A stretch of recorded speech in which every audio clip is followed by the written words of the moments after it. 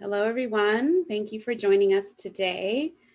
We are happy to host you all, as well as talk on this very important topic.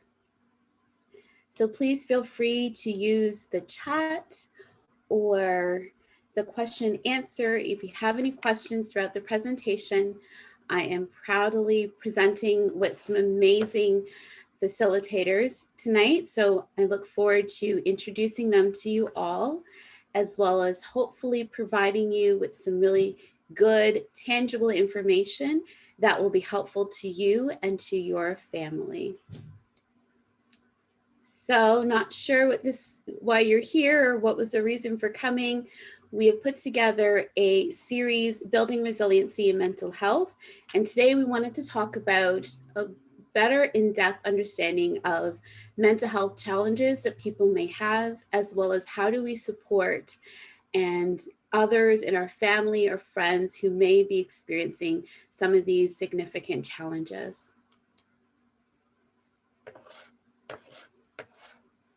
Before we begin, we would just like to acknowledge the lands that we are on today. We acknowledge the lands and the people of the Mississaugas of Scugog Island First Nation. We're thankful to be welcomed on these lands in friendship. These lands we are situated on are covered under the Williams Treaties and the traditional territory of the Mississaugas, a branch of the Greater Anishinaabeg Nation, including Algonquin, Ojibwe, Odawa, and Potawatomi. These lands remain home to a number of Indigenous nations and people. We acknowledge this land out of respect for the Indigenous nations who have cared for Turtle Island, also called North America, from before the arrival of settler peoples until this day. Most importantly, we remember the history of these lands has been tainted by poor treatment and a lack of friendship with the First Nations who call them home. This history is something we're all affected by, as we're all treaty people in Canada. We all have a shared history to reflect on, and each of us is affected by this history in different ways. Our past defines our present, but if we move forward as friends and allies, it does not have to define our future.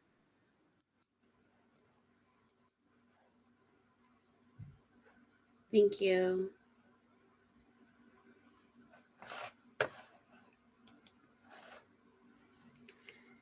I'd like to acknowledge anti-Black racism. And for those who don't know the definition, it's defined here by the Black Health Alliance as rooted within policies and practices in Canadian institutions such as education, healthcare, and justice that mirror and it reinforce beliefs, attitudes, prejudices, stereotype, and or discrimination against African people of Black African descent. I'd like to acknowledge that our young people, our children, our families, our communities have all experienced anti-Black racism and have all paid marvelous memorial contribution to Canada's country, but has not been recognized for the work and the contributions that Black African people have played in our country. We'd also like to acknowledge that Canada has not done enough to identify and address anti-Black racism and take meaningful strides to ensure that our people experience equitable treatment. We'd also like to announce that we are proudly funded by the Ontario Chilean Foundation, and through the past year, we've been able to provide numerous workshops and webinars available to you to provide education for you and your family. We also work alongside Carrier Community Health Center, which is located in Oshawa. So I want to take a moment before we start to introduce our amazing speakers, and they're going to come on one by one to introduce themselves. Hello, everyone. It's great to be here this evening. The weather has been so wonderful, so that's a plus. My name is Ralia Owolabi, and I am a child and youth care student practitioner. So I have worked with children, youth, and their families through the Kujenga Wellness Project since September 2020. And I feel so excited to be here today to be talking about an important topic, which is about mental health. And I hope that we can learn from each other, we can learn from one another, and then the purpose of this workshop is established. Thank you.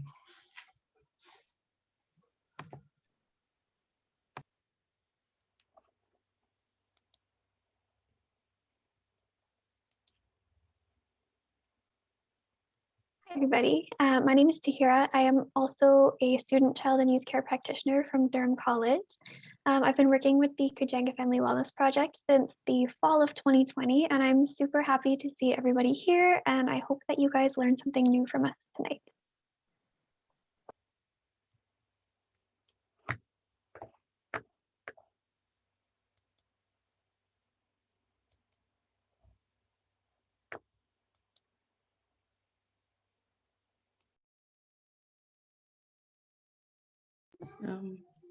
My mic not working, sorry. Is it working now? Okay, there. Sorry, guys. My name is Sophia Victoria Garda Jobre. I am also a student at the Child and Youth, I'm also a student at Durham College for the Child and Youth Care program. I've been working with Kujenga Wellness Project since fall of 2020, as well as my other facilitators. And myself, I do have generalized anxiety disorder. So I know this webinar will be definitely useful for myself, and I hope you guys enjoy it. Thank you.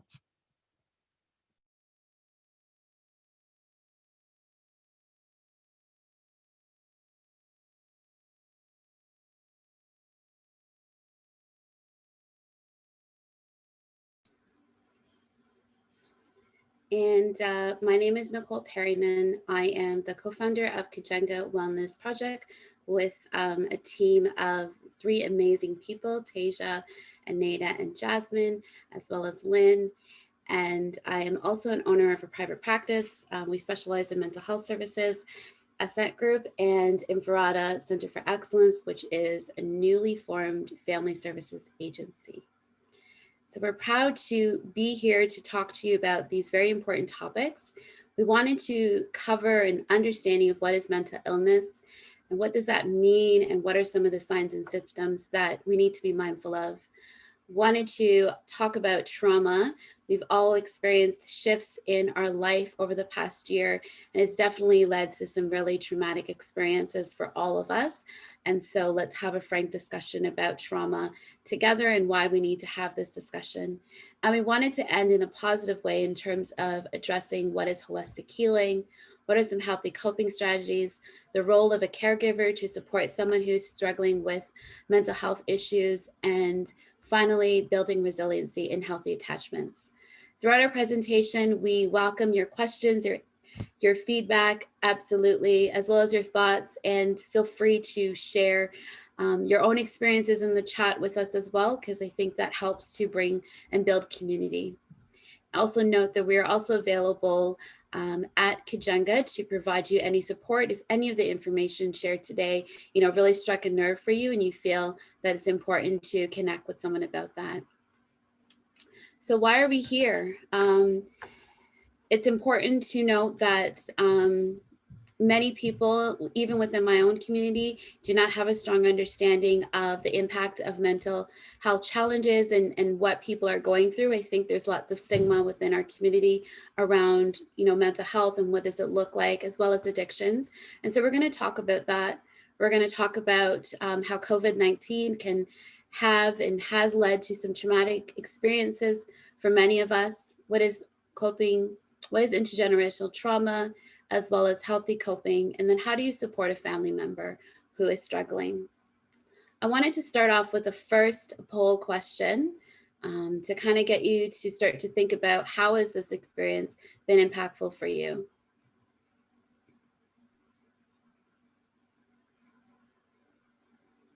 So for our first poll question, it is, what are you most worried about your loved one's mental health? About your loved one's mental health?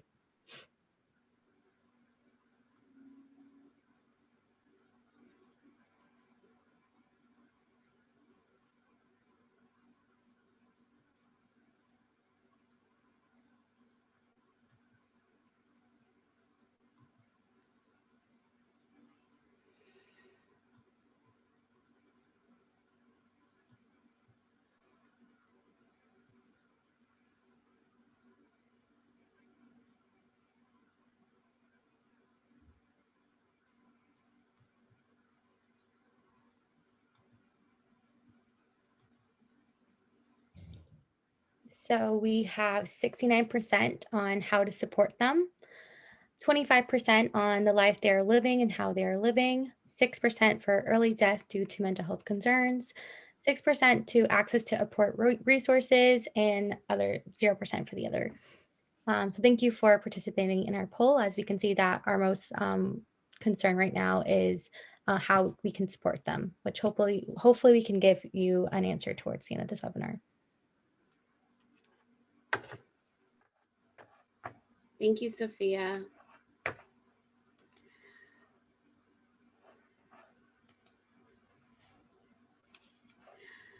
So why are we here? Why do we need to talk? The objective of any mental health awareness is to educate people about mental illness, mental disorders. What are the causes? Because there is a lot of misinformation out there, as well as what is the actual process that people are going through. It's one thing to watch someone go through it. It's another thing to experience it and to deal with some of the emotions that many people who live with mental health challenges have to deal with. So it's important for us also to know how it's impacting us and how our own mental health can have its dips and ups throughout our life, as well as to understand, what are possible triggers, what can kind of bring on some of these challenges that we're experiencing, and then, what we can do to best support ourselves through that. It will help us to be able to know which resources to access. I know many times many people struggle around the terms. What is a psychologist? What is a psychiatrist? What do they do? What are medications? Are they helpful? And so being able to have information can help you make informed decisions. And then finally, reduce stigma. I desire, and I'm sure we all desire, to live in a world where there is no stigma about our mental health, and people are able to come forward sooner to talk about their concerns before it's too late or before it becomes too difficult, and that we can be there to support each other in a completely different way than we've never imagined before. So mental health is defined as, really a state of well-being. As I shared before, sometimes we all have times in our life when we feel great and things are good.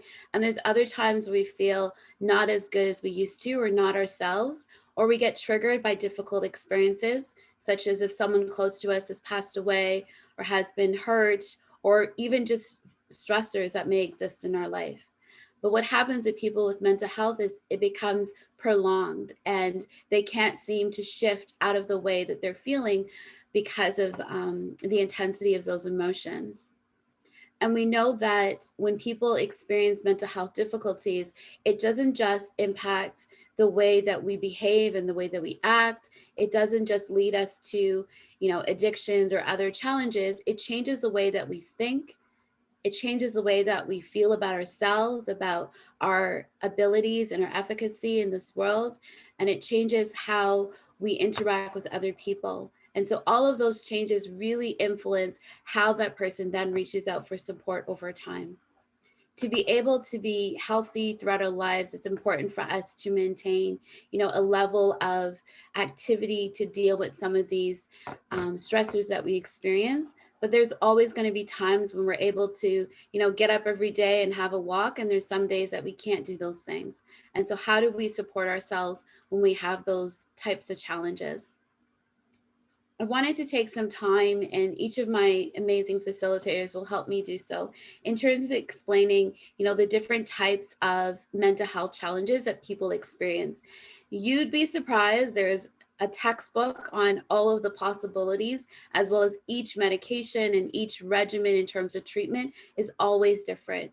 And so we're just giving you snippets of information, but I'm hoping that the snippets of information will spark your interest. Feel free to reach out to us if you have any further questions.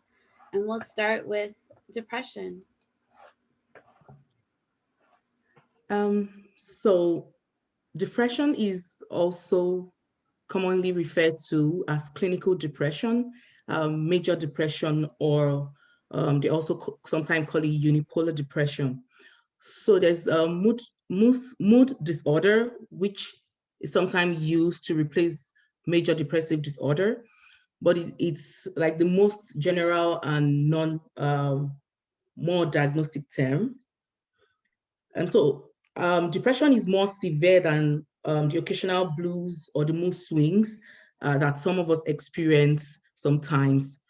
So some typical symptoms to look out for would include a persistent sad feelings of anxiety, emptiness, some feelings of hopelessness, some feelings of isolation, fatigue, or decreased energy.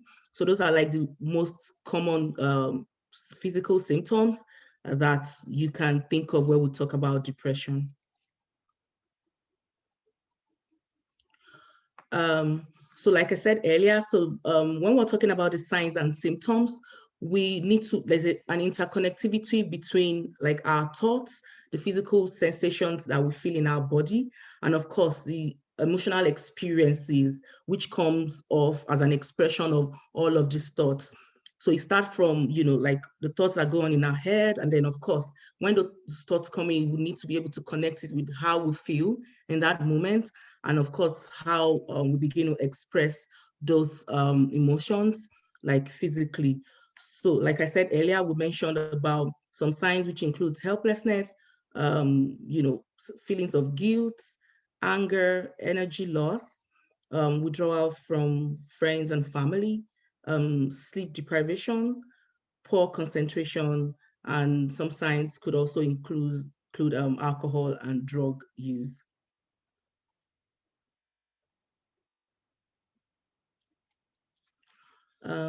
So we have some causes of depression. So it's crucial to know that some certain cultures, just like we talked about trying to end the stigma that is associated with mental illness. So some culture believe that it's as a result of a curse or as a result of witchcraft.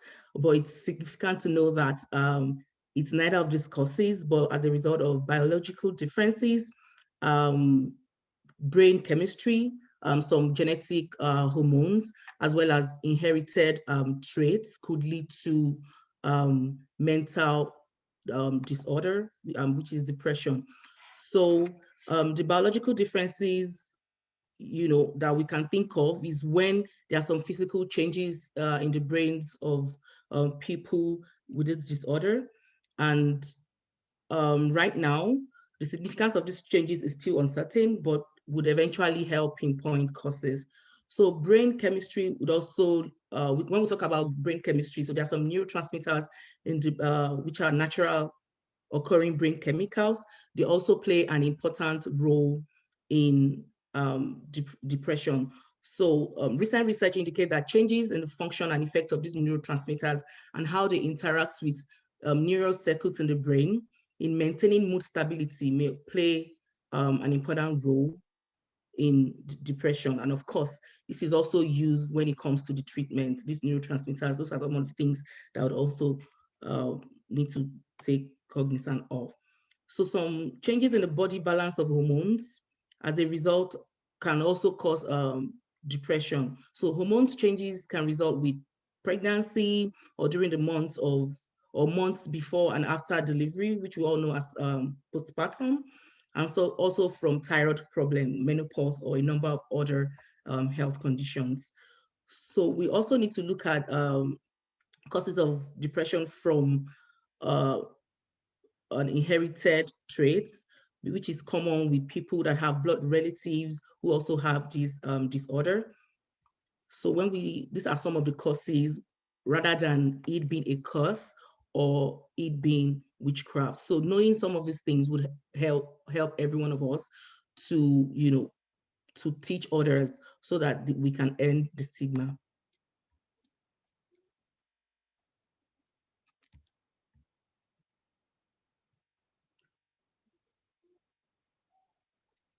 Next.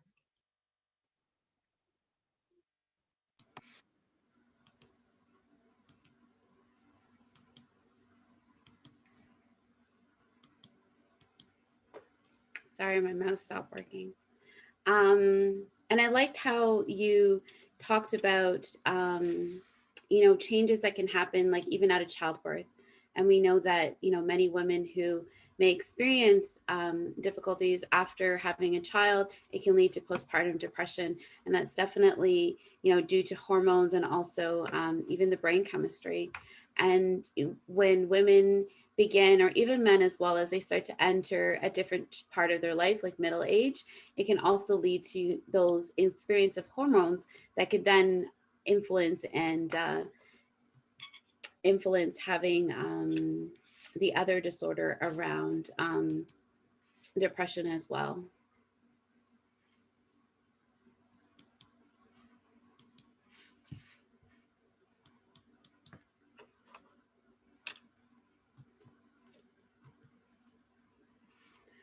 So the next type of disorders we wanted to talk about was anxiety. And so oftentimes depression and anxiety, almost go hand in hand. Sometimes people state that they've experienced anxiety, and those feelings and experiences they have makes them withdraw from people and not engage the same way as they used to, or they become really fearful of having panic attacks, which are also associated with anxiety disorder. And that can kind of lead them to feel depressed and, lead to those, persistent feelings that people may experience. And similarly, with depression, people who experience depression may also then experience periods of their life where they may be anxious as well. So it kind of almost goes hand in hand.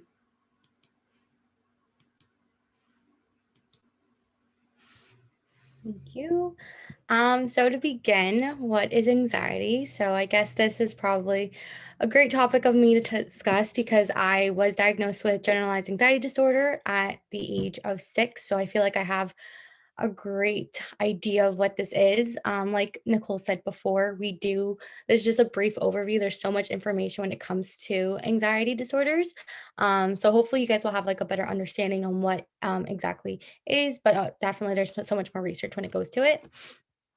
So we'll begin. So what is anxiety? So anxiety disorders is just a general term that refers to several disorders.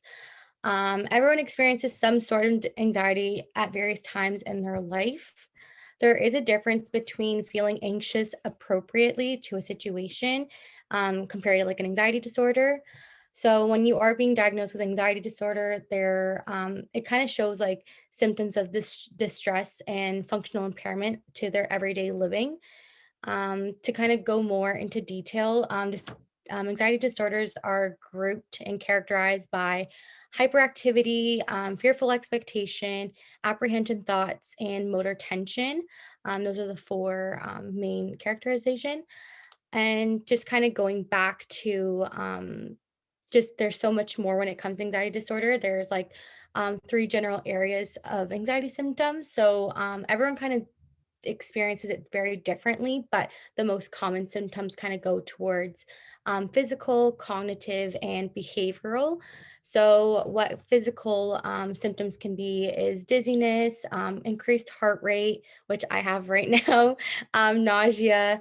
Cognitive is, thoughts of being hurt, difficulty concentrating, and sense of like uncontrolled, like you don't have control of what's going on in the situation. And behavioral, so crying, screaming, avoidance, which I tried my best to avoid, but I couldn't this time, and fidgeting, which you might see me doing. I like to fidget with my hands, which is just one example that happens when it comes to that. Going on to what the anxiety disorders are, the different types. So we're going to talk about a couple of the most recognized anxiety disorder, but just kind of going back. So under the DSM-5, the Diagnostic and Statistical Manual of Mental Disorder, they list 11 different types of disorder, but I'm just going to be focusing on the ones that are more recognized and more common. So firstly, starting with generalized anxiety disorders, also known as GAD,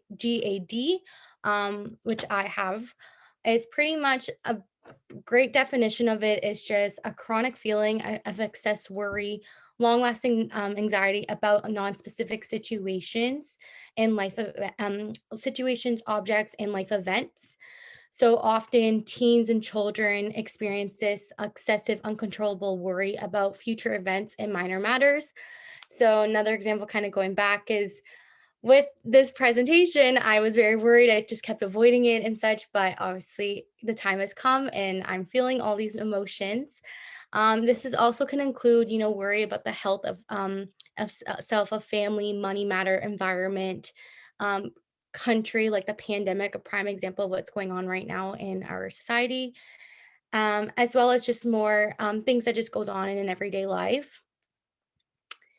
Going next to social anxiety, which is also known as social phobia. So it's typically a type of social phobia characterized by a fear of being negatively judged by others.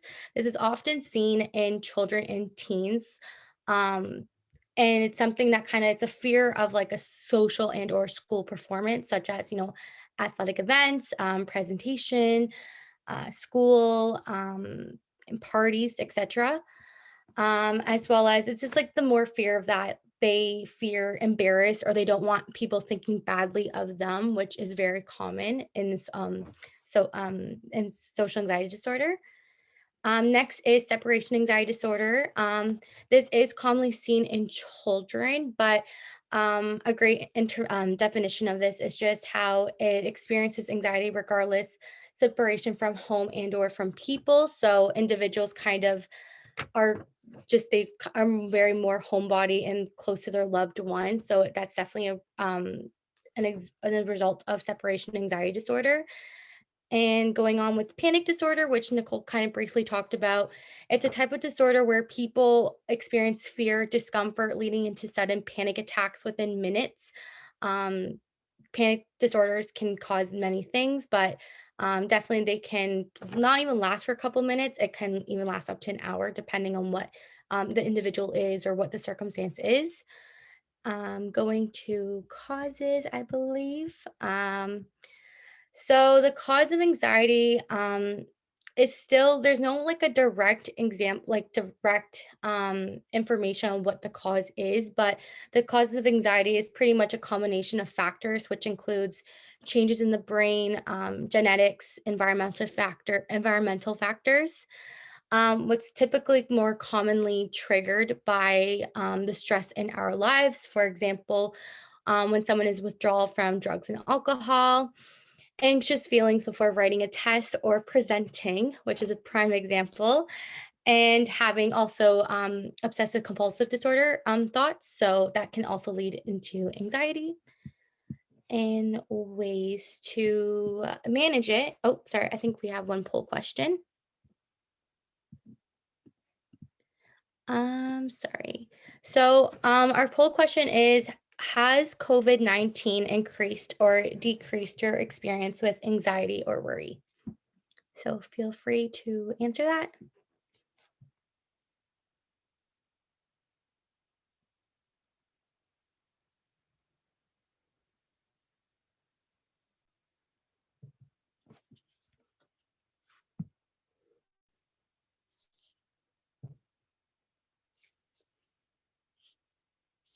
So our results. So it's definitely 76% said that it has increased, 0% of decreased, and 24% of no change. So thank you for sharing your thoughts. And just to kind of conclude anxiety disorders on how ways to manage it, obviously, there's no, everyone differs from ways to manage anxiety disorder, but just from personal experience, and research and such, typical ways to manage this is kind of taking time out. So, doing your yoga, your meditation, journaling, anything that will work best for you. Setting daily and achievable goals, lifestyle changes. So a healthy diet, well balanced meal, physical activity, even nothing like working out, but kind of maybe going for a walk for 10 minutes even. And definitely sleep. Sleep is definitely really great for your overall well-being. So trying to get that 7 to 9 hours of sleep and, drinking your water. Also asking others for help. I know sometimes it's hard for us to want to ask others for help because we want to be independent, but definitely using that sources, using humor, talking to a friend or professional, using those resources that are around in our community, as well as maintaining a positive mindset. So obviously managing anxiety doesn't happen overnight. It can take a lot of time and effort, but implementing some of these ways to techniques can maybe be a really great start to managing it. Thank you, Sophia, and great point. Great understanding, and I liked how we were able to connect, how anxiety can get triggered by events such as COVID-19. Many people have talked about, struggling with, being around people and having that social anxiety because they're worried about getting sick, or, feeling that they didn't want to leave their home because they were worried about getting sick. So, if you're feeling your anxiety has increased because of COVID-19, it's definitely normal, expected, and there's definitely supports for you. We wanted to talk a little bit about personality disorders because it's often something that gets talked about a lot in the community and sometimes can be not always the greatest chats.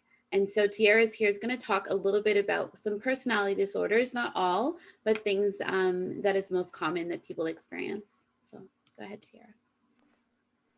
Right, thank you. So when I'm talking about personality disorders, these are disorders that are not often understood as well as disorders like anxiety or depression because they are a little bit more rare and there is a lot of stigma surrounding them. So hopefully you guys can learn a little bit more about them tonight. There's actually 10 different types of personality disorders and they all have their own unique symptoms. The reason that they're grouped together in their own little section of disorders is that they all involve having rigid qualities that make it difficult for someone to function in the way that the world might expect them to.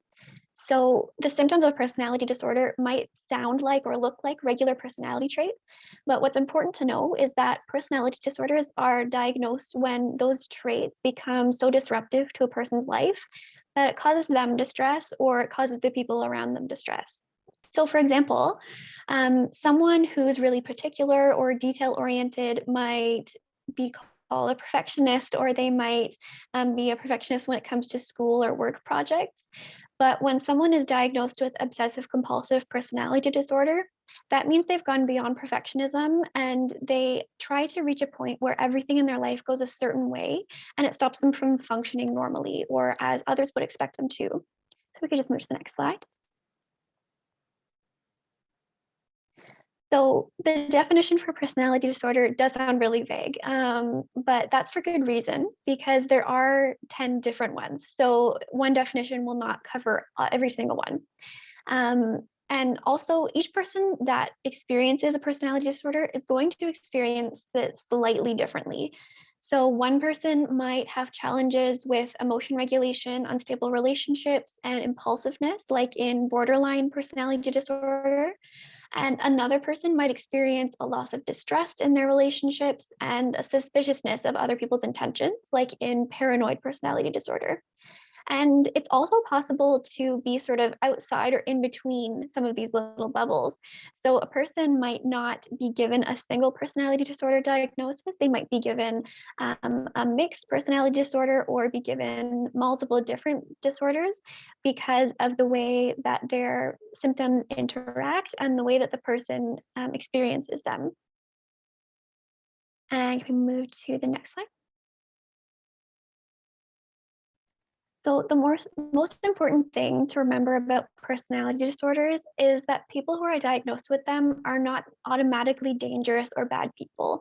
A lot of the conversations people have about personality disorders bring a lot of stigma, especially when talking about borderline and antisocial personality disorder.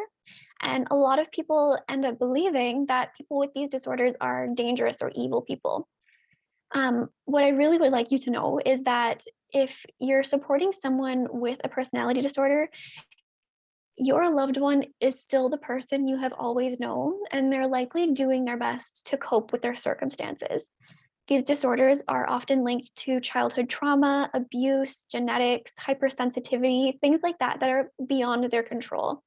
So, like with any mental illness, it's really important to offer compassion, kindness, and understanding rather than to pass judgment or to blame the person for the situation that they are in.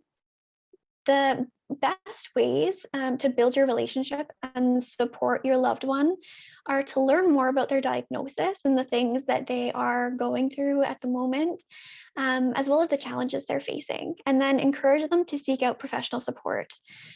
Personality disorders, I'm sure you've gathered from all of the information and all of the different kinds and the different symptoms are very complex. So it's important that a person with a disorder like a personality disorder has a support system in place that understands their needs. It's also really important to take care of yourself as a support person. It's okay to take breaks and ask for help because ultimately a person with a personality disorder is a person. You're going to get into conflicts. You're not going to agree with each other all the time. You might push each other's buttons. So it's okay to take a break and take care of yourself. It's really, really hard to support anybody, no matter how much you care about them or how much they need you, if you're not taking care of yourself. And we're the next, and we can go to the next slide. So if anyone has any questions so far about personality disorders, anxiety or depression, or just in general, please send them to us in the chat or the Q&A, and we will do our best to answer.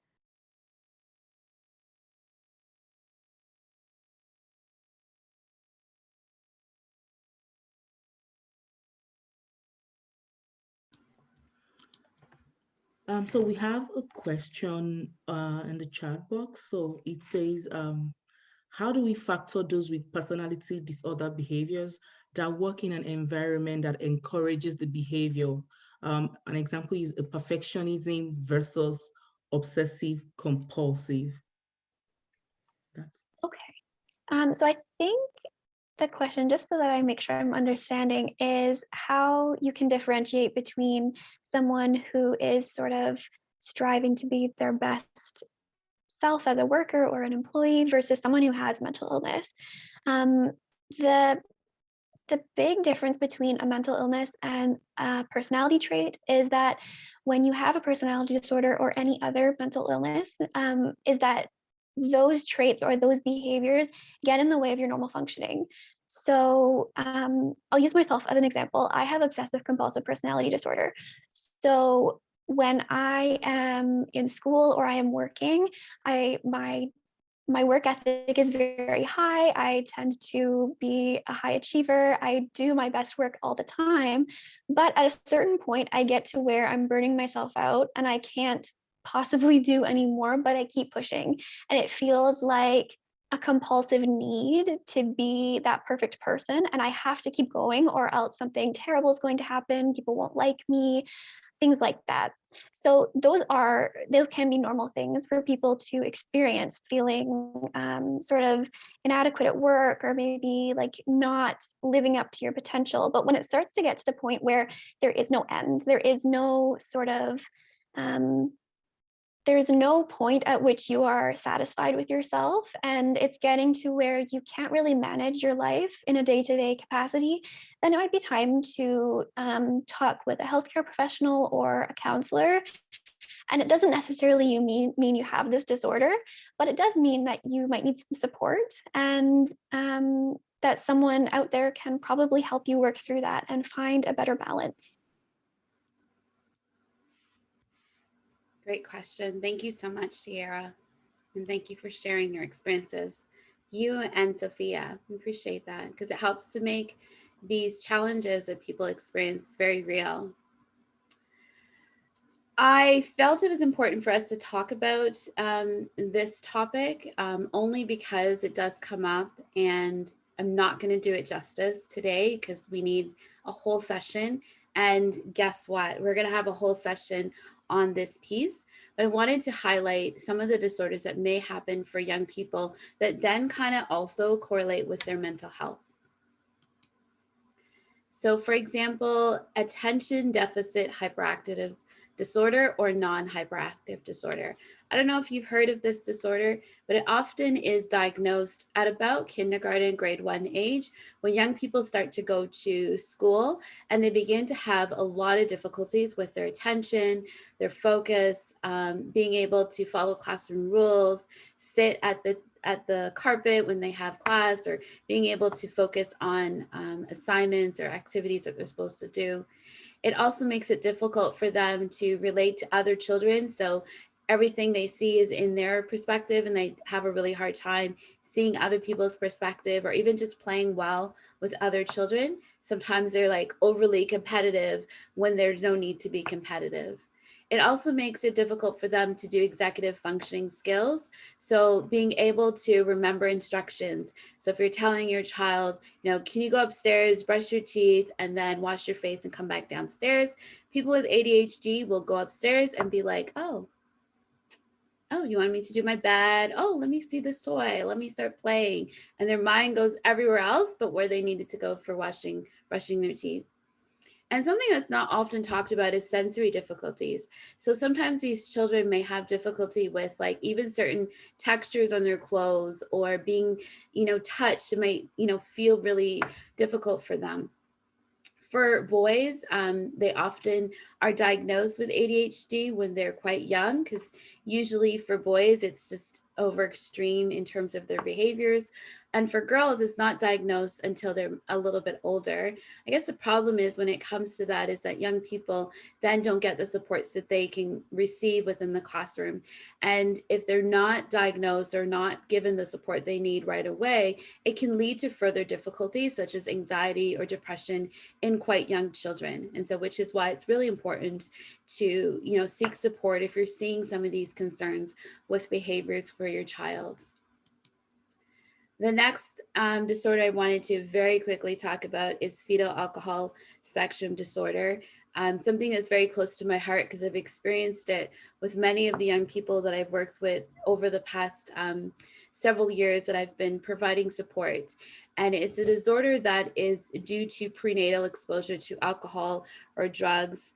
And sometimes there's research stating that sometimes the father can also pass on the gene that leads to this disorder. And so it's still kind of, new in terms of the research. But what happens with people with fetal alcohol spectrum disorder is that it really presents with challenges in terms of their behavior, their social, their academics, and neurological disorders that occurs throughout their lifetime. And again, without getting the support or guidance that they need, can lead to other challenges that they may experience, such as addictions and personality disorders.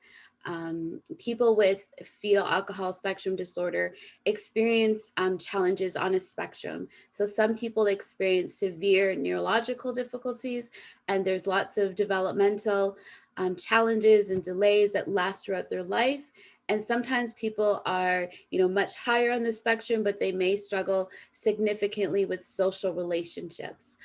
Regardless of what, individuals struggle with, having that diagnosis and having that support can really, really help with early intervention. And I cannot stress enough how there is a huge correlation between, people who struggle with FASD and having other challenges such as personality disorders and other challenges with addictions.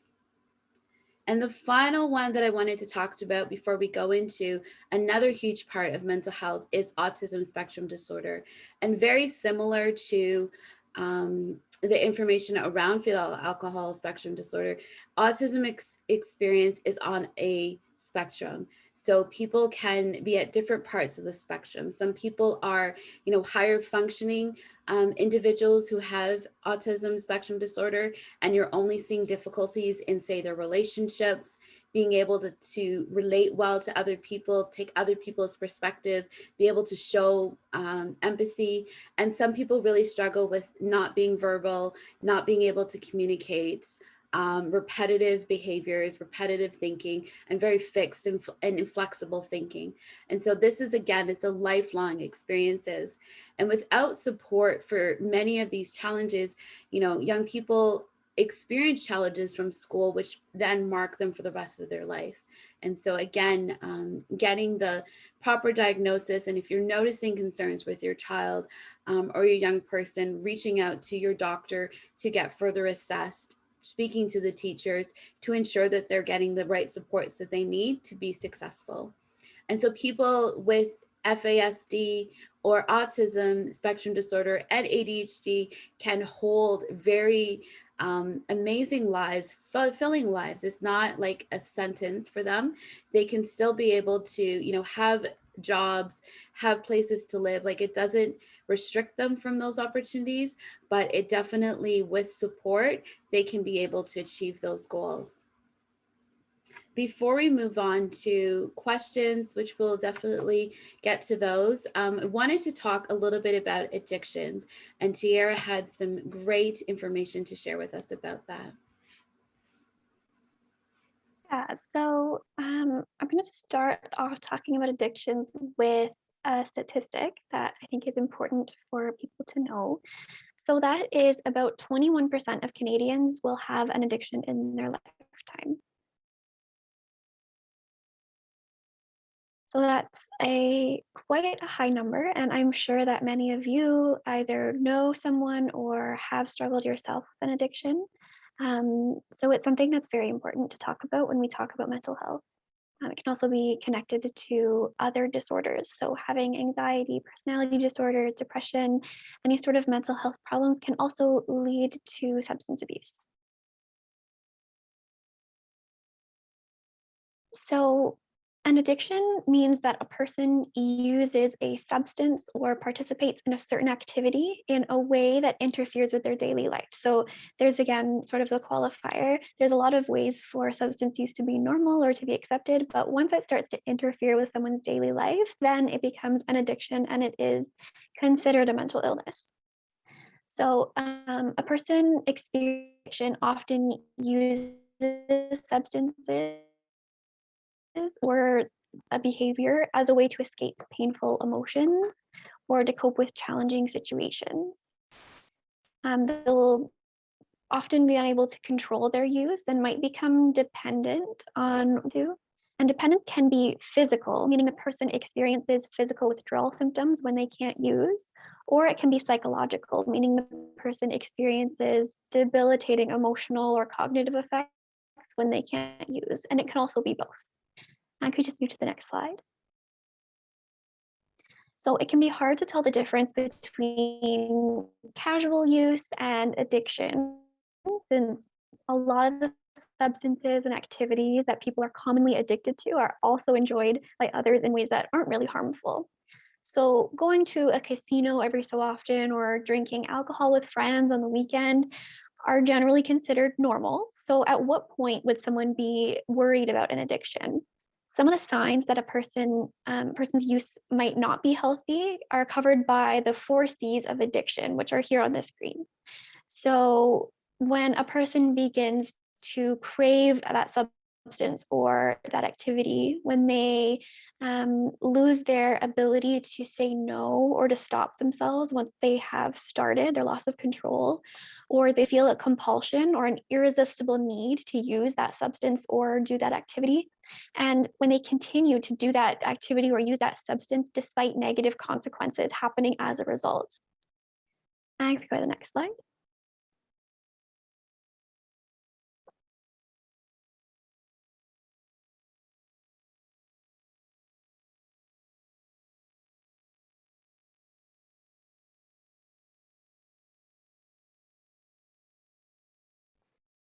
So like I mentioned before, a lot of people, can we just go back to the one with the spectrum on it? Thank you. So like I mentioned before, a lot of people use addictive substances in ways that are not unhealthy.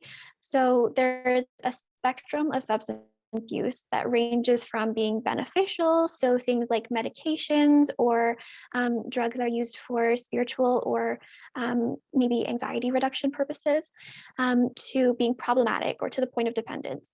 So just because a person uses a substance or participates in an activity that might lead to an addiction or that may cause addiction in other people doesn't mean that that person will become addicted. So substance use becomes a problem when it starts to fall on the far right end of the spectrum and the person starts to experience negative consequences like behaving dangerously, damaging their relationships, feeling as though they need the substance in order to continue functioning. Can we head to the next slide?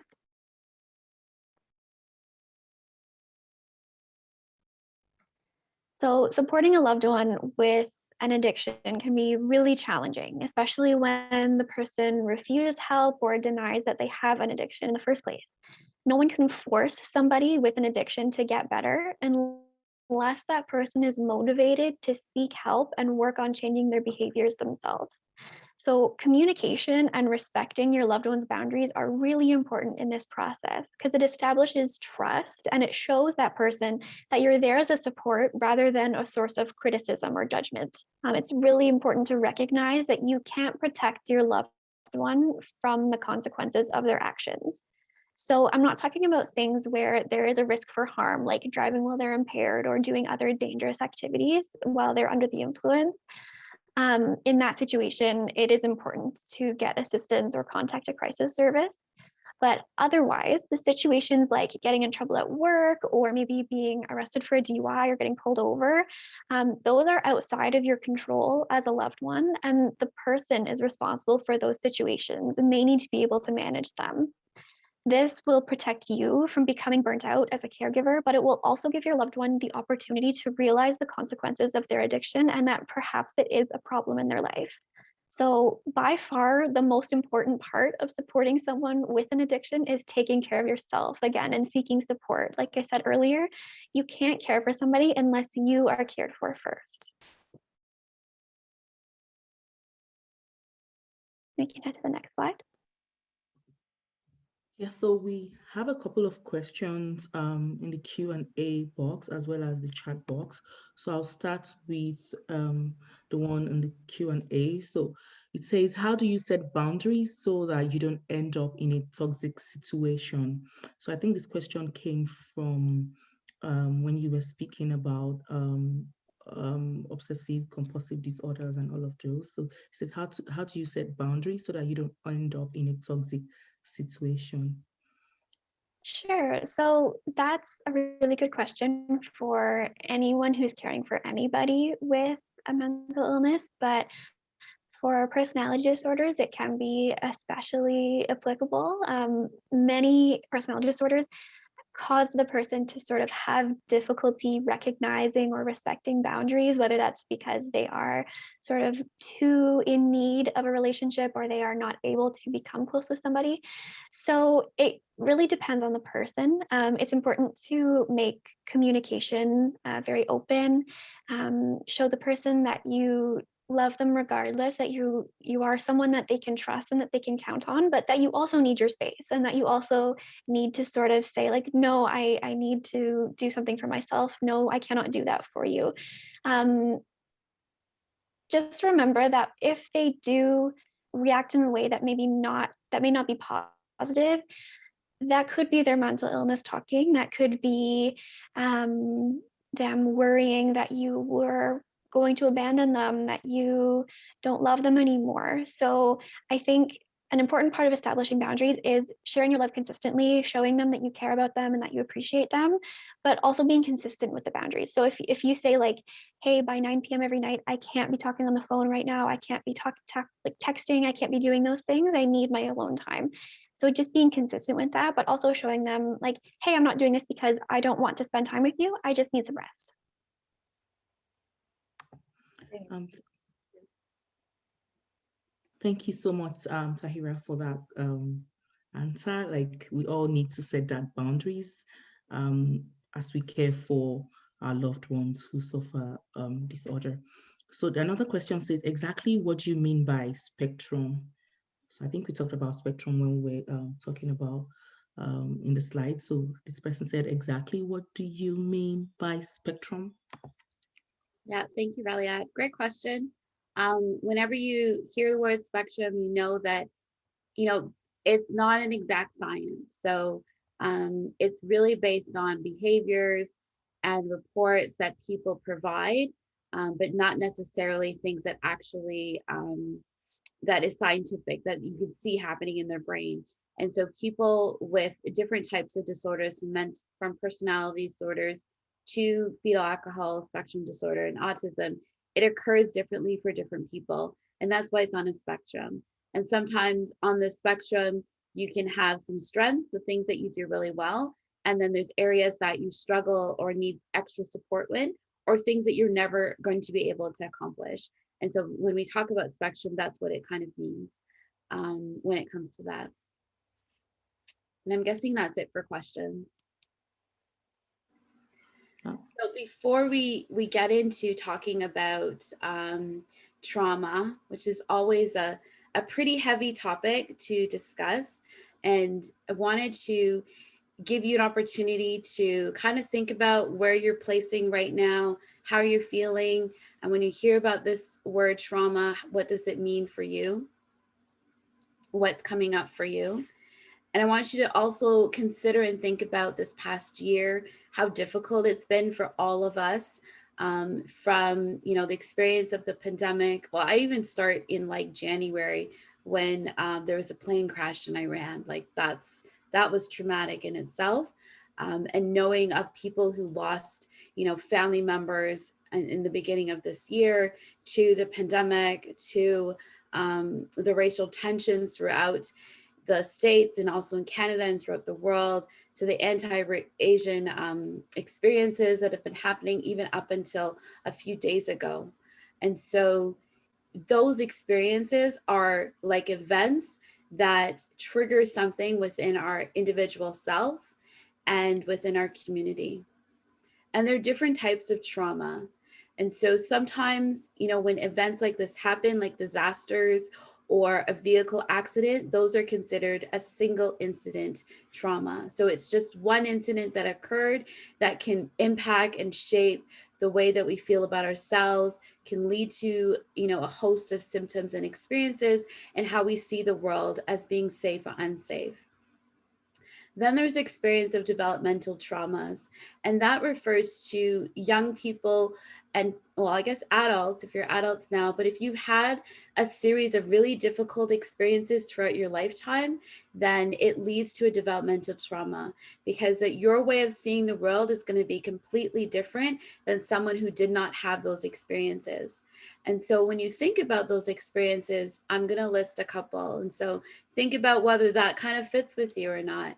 You know, so if you have a mom who experienced in utero, when you were in utero, and there was domestic violence within that relationship, there was, you know, hitting or shoving, or that mom felt really scared for her life, that is developmental trauma.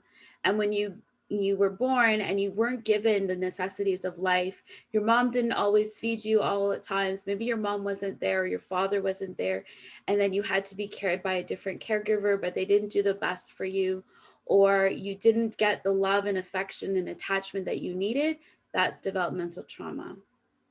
Or if you lived in a community where there was violence, where people, you know, died suddenly, or there was gang violence, or it just wasn't safe, that can lead to a developmental trauma. Or if you had experience where you were growing up and you went to multiple different schools. Like every single time you shifted into school, you had to make new friends, develop new connections. All of those experiences can be traumatic. And then there's something called complex trauma. And complex trauma occurs if you have experienced a traumatic event, such as a sexual assault, and then after the sexual assault, you got into a really difficult relationship, and that relationship was really abusive. You had to leave that relationship and go live in a shelter. As an adult, those experiences can be quite complex. So when you come to treatment or counseling and you're working on some of the challenges, it's not just the experience of that sexual assault, it's all the other, you know, lifehood experiences that you may have had that contributes to your functioning. What makes trauma is it changes the way that we see ourselves. So instead of seeing ourselves as amazing, wonderful, contributing people to society, we might start to feel less of ourselves. Or we might start to feel that we're not good enough. Or we might see the world as not safe because all these bad things are happening. Who's telling us that the world is safe? And so we can begin to see the world differently.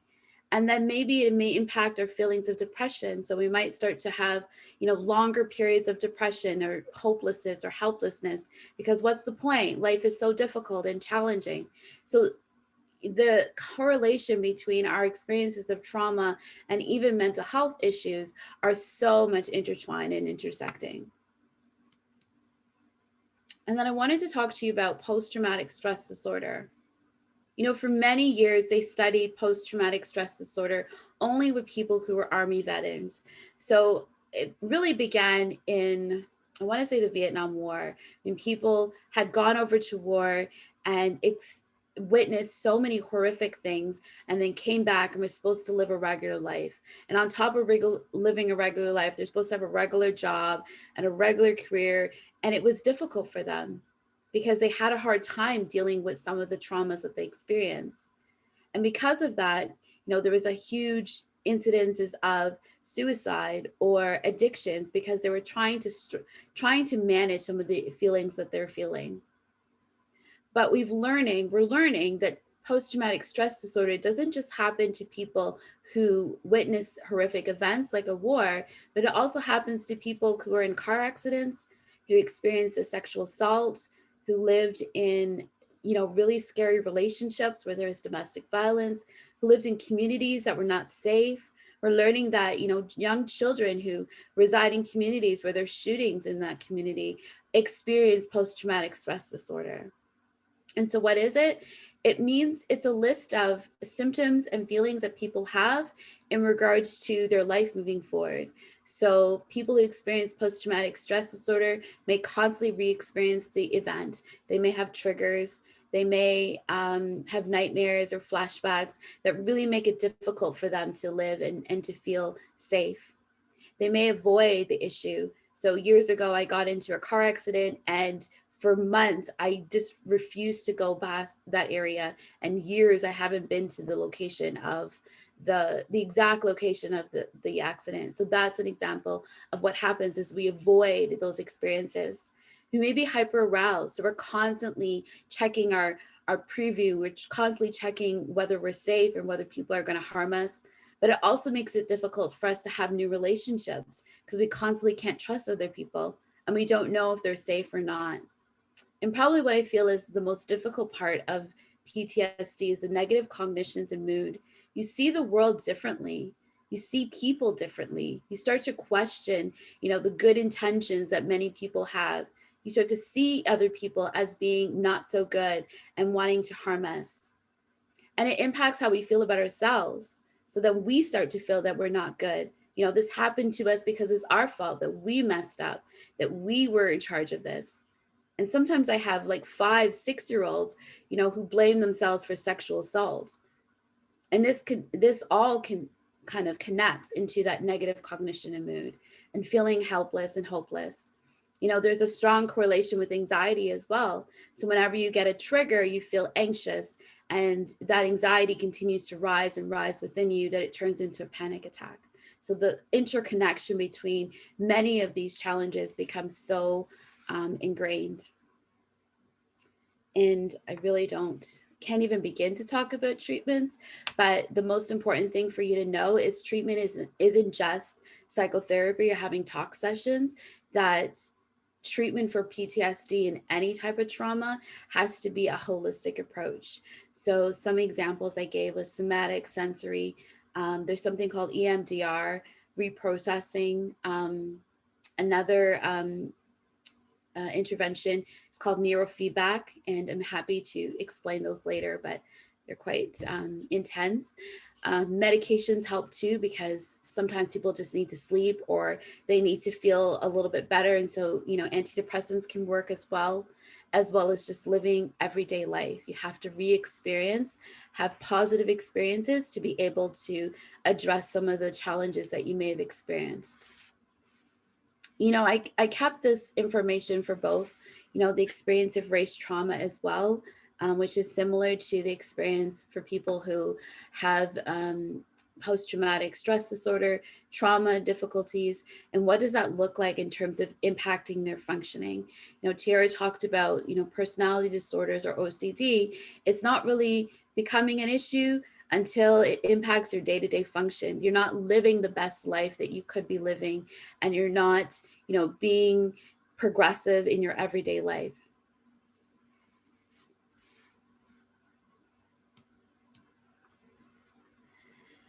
And a big topic that has been talked about many times over and over is the experience of intergenerational trauma. It's fairly new because, initially it wasn't talked about, it wasn't experienced, but it was definitely something that I grew up with. It may have been called a generational curse or some kind of witchcraft that was passed down or to the family, but that's kind of where intergenerational trauma is discussed. And it's similar to, in the Great Depression in the 1930s, when there was nothing left and poverty was so rampant within Canada and within the United States. And people who had things or had possessions began to hoard and keep their possessions because they were so afraid of not having enough food, not having places to live, and things like that. And once the Depression was over, there was a huge industrial age where things got way better and like people began to prosper, and that continued. And so the intergenerational experience is that if people who experienced the Great Depression, continue to hoard or continue to hold on to possessions, even though they started to have so many, they were able to, they were almost stuck. They were repeating some of those behaviors. I'll tell you the story about the toilet paper. I used to work with a woman whose mother grew up in the Great Depression. So she developed some of those behaviors and beliefs. But one of the things that she started doing, and this was like just before the pandemic, was that she would hoard toilet paper, not for any reason, not for any logical reason, but it was passed down through her generations. And we know that that experience happens to many Indigenous and Black people because we've had really difficult things happen, and that gets passed down through the generations. So intergenerational trauma, we know from science, is that it absolutely occurs through our genes. So experiences of trauma that maybe you experience, that it changes your genes and it passes down to your children who also experiences those changes as well. According to the Youth Rex, they talked about intergenerational trauma as something that's been transformed or passed down from one generation to the next. Sometimes that can take up to 7 generations to correct or change. It can be historical and can have devastating experience or impact on the people who experience intergenerational trauma. And especially when the trauma is directed because of their status as Black people or Indigenous people. And so examples of people who may have experienced intergenerational trauma might be Holocaust survivors, Indigenous people, as I shared, or Black, African and Caribbean people, and other people who experience oppression within society. We know this because it gets passed down, and what gets passed down is through our genes, but also through behaviors. So for example, as we parent the way that we parented, one of the things that I remember growing up is that, a way of discipline was using the belt.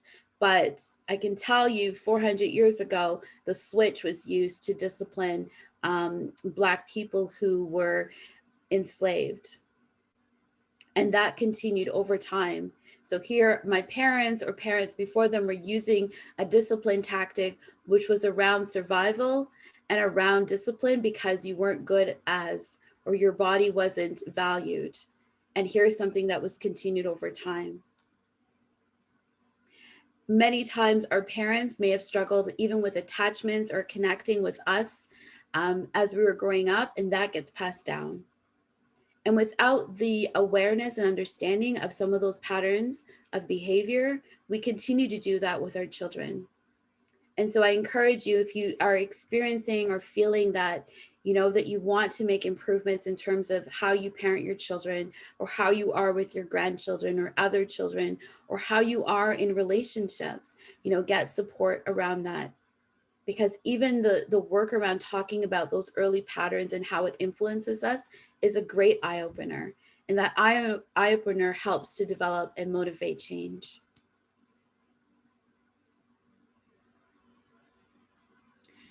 So how do you know that if you've been impacted by a traumatic event, you have those symptoms that I talked about, and they're heightened, they're really high.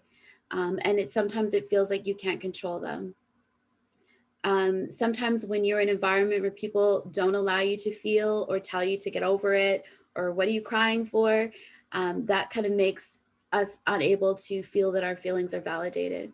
And when our feelings are not validated, it leads to some of these difficulties that we talked about, such as personality disorders. Many people who experience personality disorders never lived in an environment where people validated how they felt.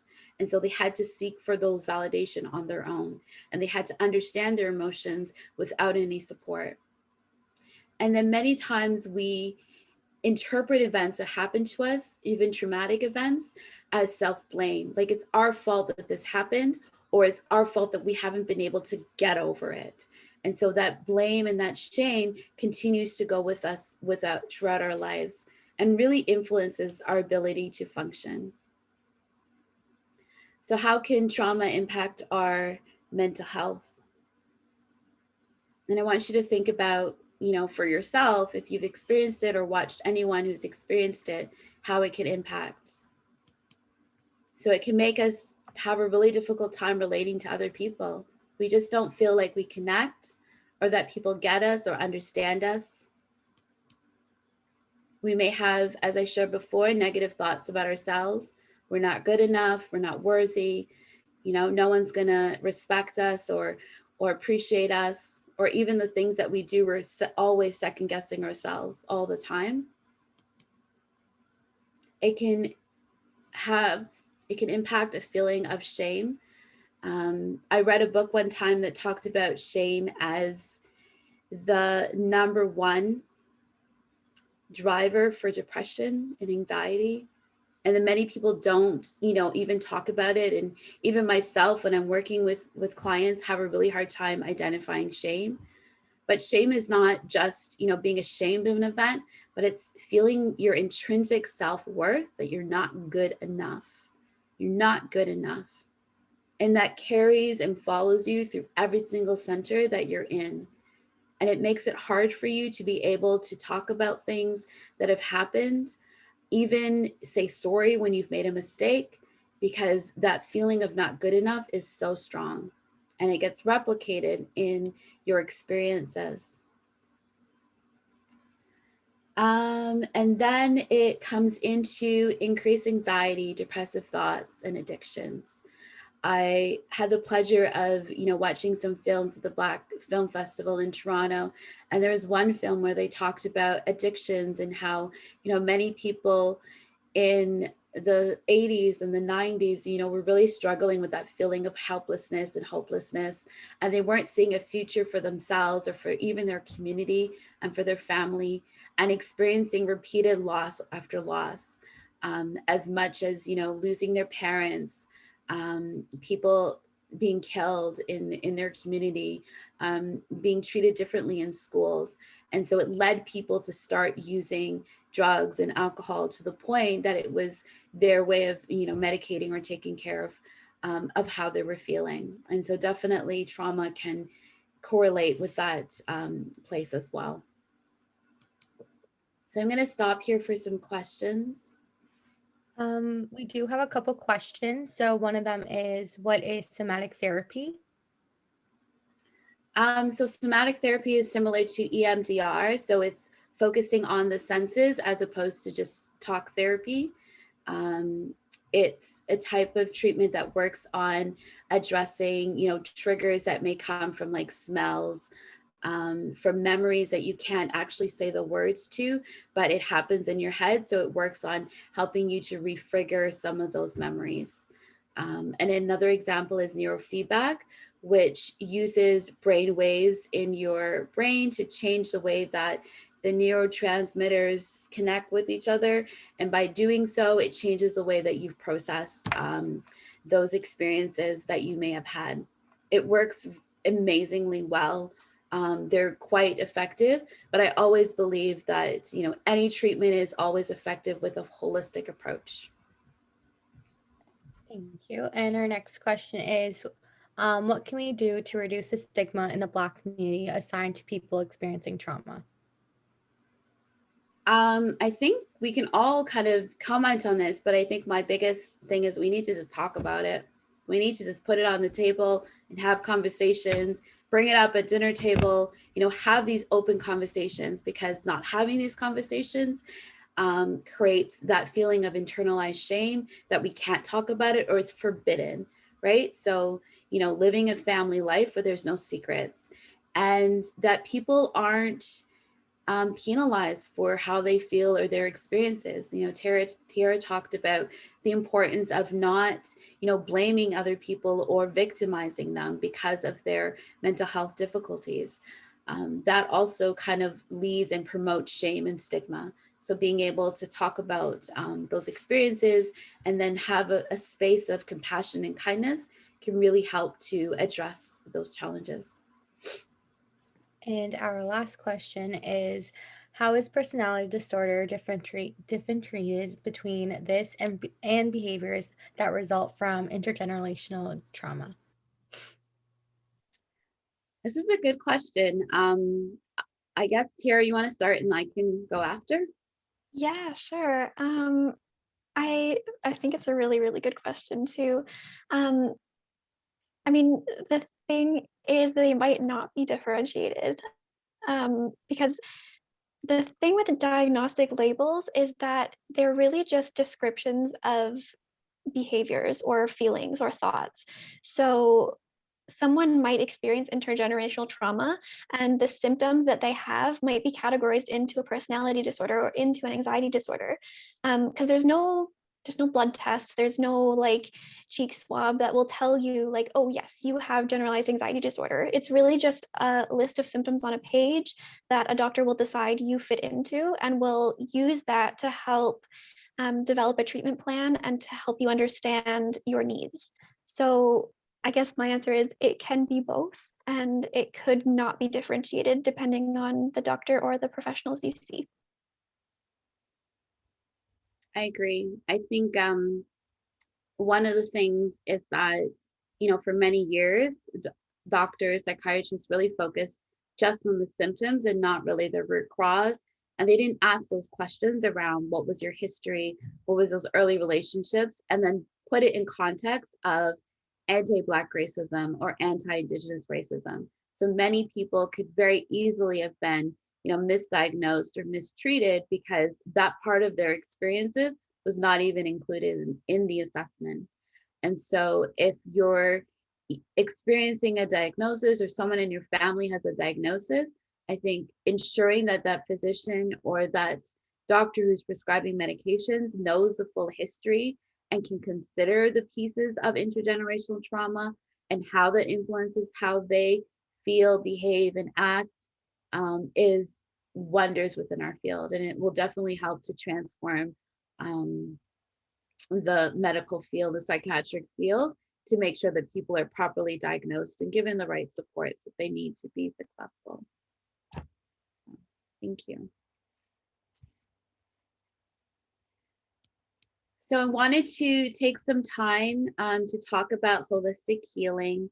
We've done a couple presentations in the past around that piece, and what's really important to take home with you today is that healing doesn't just happen with one part of yourself, that it is a full dimension and includes both your body, your health, your mind, your soul, your relationships, physical body, physical activities, your emotional, spiritual well-being. There was a question earlier around spirituality and how that fits in. It definitely can fit in as a positive space for you, your environment where you live, the community that you reside, whether it's safe or unsafe, the jobs that you may hold, whether it's really stressful and difficult jobs, as well as, how you feed your mind and your intellect. And so healing really needs to look at the full picture. And by being able to address all of our areas of ourselves, we can better be able to then address when difficulties occur. When it comes to mental health and mental wellness, it's never a destination. Someone shared yesterday that they can't wait for a day until there's no mental health challenges or mental health challenges are dealt with. And I kind of disagree. I think that our mental abilities, our emotions, our soul, our feelings are part of who we are. And we should never feel that it has to be fixed or changed. It's that we need to create balance or that we need to support so that we feel better. It's never a destination. And to use counselors or guides or other people to be able to support our healing in a healthy way. So a question for you to think about, and feel free to share in the chat. It is anonymous for sure, and you can just share it with us if you're more comfortable to do so. But what do you struggle most in creating balance? Where are the areas that you spend more time with? I know for myself as a Black woman, and we didn't really I wasn't taught to be holistic in my care. There's probably only two: spirituality and working very, very hard. And so I remember even being 15, 16 and working like several jobs and going to school. For what reason, I have no idea. I don't even have the money that I had at that point, so it wasn't even helpful. But just that mentality that I had to put all this effort into working and not into other areas of my life. And that the only way of feeling balanced was through spirituality. And then when that wasn't enough, then what, right? So the importance of, looking at the full areas of yourself. with every challenge that we experience, it's obviously going to have an impact on our ability to be well. And so even caring for someone with mental health challenges, with addictions within our life, it's a challenge that we experience on top of whatever financial or personal challenges that we're going through, so that we know when we have these difficult experiences that we got to infuse our ability to take care of ourselves. And I give the example, when the pandemic started, they said you can't go out to talk to your friends, and you can't go to places and events, and you can't go to work because it's not safe. But we want you to walk, we want you to eat healthy, because for the message that we're giving was that although there's some things that you may not be able to do that gives you wellness and helps you feel good, it's really important to continue it in different ways. And different ways might be social distancing, walking, or getting some exercise, or eating healthy. And those activities really help people to get through these past couple of months. And sorry, slides. And what's also important is being able to create a plan. So many of us don't actually know what we need for each of the areas of ourselves, and many of us don't even pay attention to these areas. So as you're seeing this list, take note of the things that you need to work on or need to improve. So we all need to have, something that gives us meaning and purpose within life. So that's spiritual. We need really strong relationships, whether it's a partner, a friend, a family member. We need to be emotionally healthy, being able to talk about our feelings, feel validated, express, what's difficult for us. We all need to be able to be physically healthy, because that impacts how our body reacts. If we're not, then diseases go up, or if we're not emotionally well, we develop, body pains and body aches and disorders as well, and ensuring that we're psychologically well as well. I definitely want to do a talk on this topic in terms of emotional intelligence, but Tiara is going to take some time right now to talk to you about grounding techniques and coping strategies. And I want you to take some time just to highlight how you're feeling at this moment. I definitely grew up in a culture that we're denied our emotions and told us that we're not supposed to feel, or to push our feelings aside, which is the exact opposite of having emotional regulation and emotional intelligence. Because emotional intelligence is the ability to be able to have and experience our emotions to a great degree. And so coping strategies are definitely a way that we can experience our emotions in a healthy way. It doesn't mean that we're ignoring or avoiding our emotions. It means that we're really acknowledging that our emotion exists, and that we're actively working on addressing them, or just even accepting that they exist.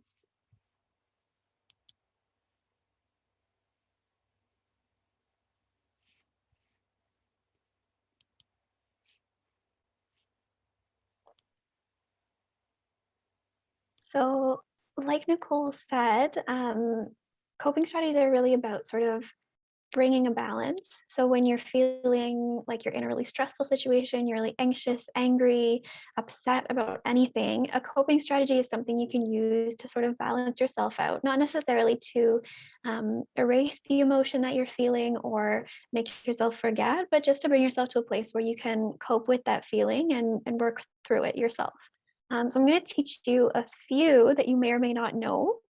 But first, I just want to hear from you guys. What are some coping strategies that you use in your life? You can send it through the chat box. And I would love to hear, maybe some of them are on the screen already, but I would love to hear what are some of the things that everyone here does to sort of bring themselves balance.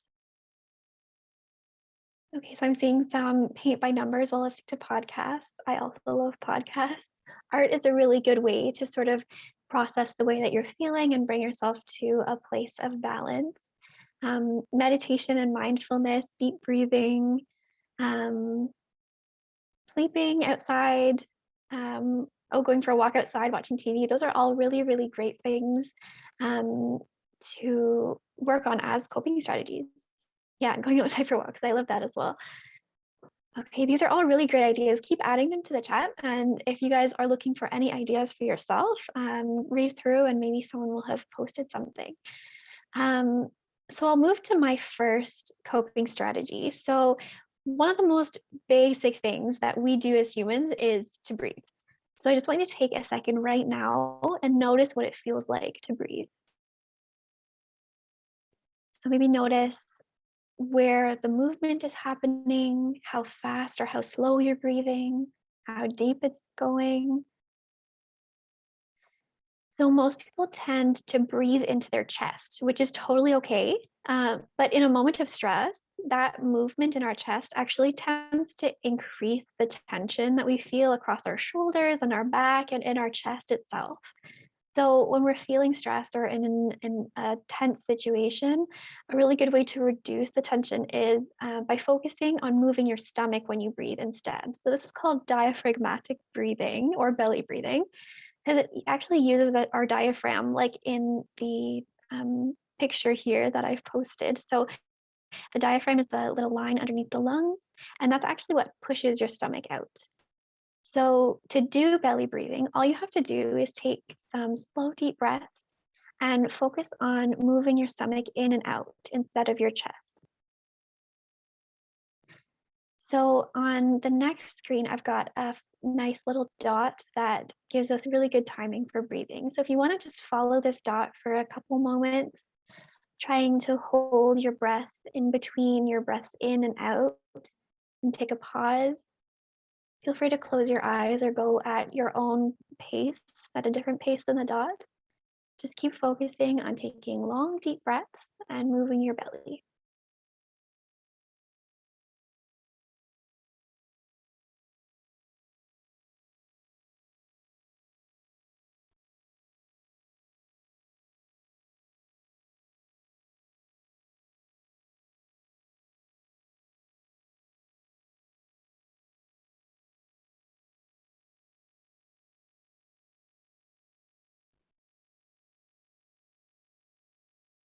And I hate to bring anybody out of a really relaxed state, but I'm going to head to the next coping strategy that I have to share with you guys tonight. So this one is a grounding strategy. And that means we're just noticing where we are in the present and what's going on around us. It kind of brings our anxieties and our past regrets and pushes them away so that we can stay right in the here and now. So the first thing you'll do is just sort of take a nice deep breath. Maybe you can practice the belly breathing like I showed you before. And you're going to notice 5 things that you can see, anything around you.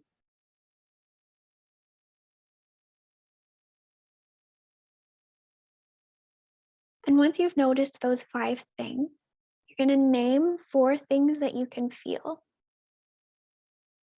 Maybe it's how your legs feel against your chair, or maybe you've got a blanket on your lap. Maybe even it's just the tongue at the roof of your mouth.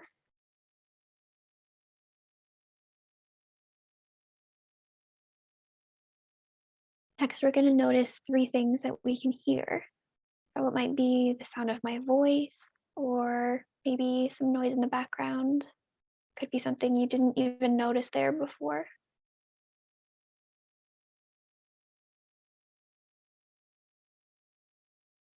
Next is 2 things you can smell. This might be a little hard unless you've got a candle or some food next to you, but you can also sort of imagine a smell that's comforting to you or that reminds you of a safe moment or safe place.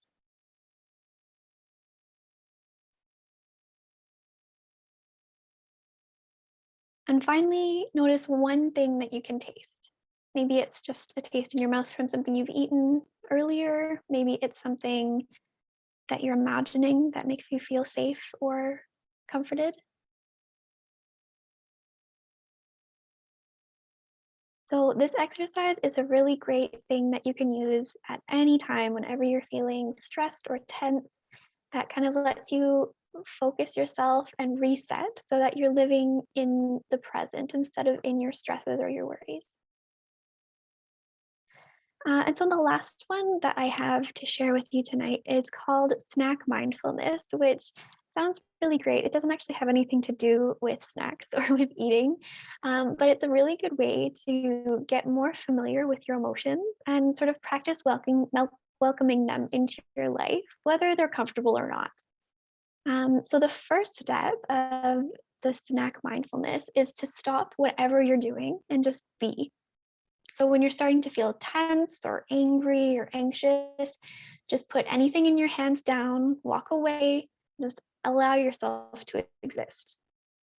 Once you've done that, your next step is to notice maybe what's going on around you, what emotions you're feeling, anything you feel in your body. Maybe you feel your muscles tensing up, or I know sometimes when I have been doing too much work on the computer, my eye will twitch. So just noticing things that are happening to you, things that are happening around you, and not passing any judgments, just seeing that they're happening. So after we notice, it's really important for us to accept what's happening. So that can include the things that are happening around us, whether maybe your kids are fighting or you're running late for work, but also what we're feeling emotionally. So it doesn't mean you have to enjoy what's happening or you have to be happy that's happening, but you just have to not fight against it. So a really good example is saying, like, it's okay that I'm overwhelmed right now. This emotion is okay and it will pass. So you're just accepting what is happening and how you're feeling. After you've sort of let yourself accept what's going on, investigate it. So use a little bit of curiosity and ask yourself questions like, what do I need right now? What is the root of my stress? What is causing all of this? What can I do to balance myself out? So maybe a coping strategy or deep breathing. And is there anything in this situation that's not helping me right now that I can maybe get rid of? If I'm in a really noisy environment, is there somewhere else I can go? Can I put some headphones in and listen to music? Sort of asking yourself questions and investigating maybe where this feeling might have come from, maybe what led up to this, and how you can help yourself through the feeling. And finally, it's really, really important while you're completing all these steps to do them with kindness. So, recognizing and validating your emotions is really important, and investigating what you need and doing your best to stay kind and to avoid judging yourself or your thoughts and feelings. It's when I'm doing this, the thing that I remind myself is I need to speak to myself the way that I would speak to someone I love or someone I care about that needs support. So anything that I wouldn't say to somebody else, like, oh, I'm being dramatic. This is not something to be stressed about. I need to get going. Like, I'm going to be late. That's not something I would say to someone who needs my support. So I'm not going to say it to myself. So thanks for sticking with me through these coping strategies. I hope that you guys will find them a little bit helpful and maybe try them out. Thank you, Tiara. We're come to the last little bit of our presentation today. And so wanted to talk about the role of the caregivers and how you can support altogether your friends, family members who may be struggling for multiple different reasons. And I even saw in the chat that someone shared, how, COVID has led to, needing more support than I've ever imagined. So thank you for that. And thank you for sharing. The first is about safety. If you heard from me many times in talking about trauma, is that when people experience trauma, they stop knowing what's safe and what's not safe. And so if you're hoping to or wanting to or currently supporting someone who is struggling, create safety in your relationship as much as possible. And that means that you're giving them the support that they need and helping them to know that they feel safe with you, that you're not sharing their business with everyone in the family, but you're just keeping some of those things between the two of you that they may be sharing, and that they know that they can come to you at any time. To be able to do that can be really difficult and really hard. And so making sure that you're getting the support that you need to be able to be present for somebody else. And if you're not able to do that, being okay to say it and not allowing guilt to hold you back, but using the right boundaries that you need to help you to be able to manage and support someone. it's really important to learn about mental health disorders. I think the misinformation is too much and can lead to harm to many people who struggle.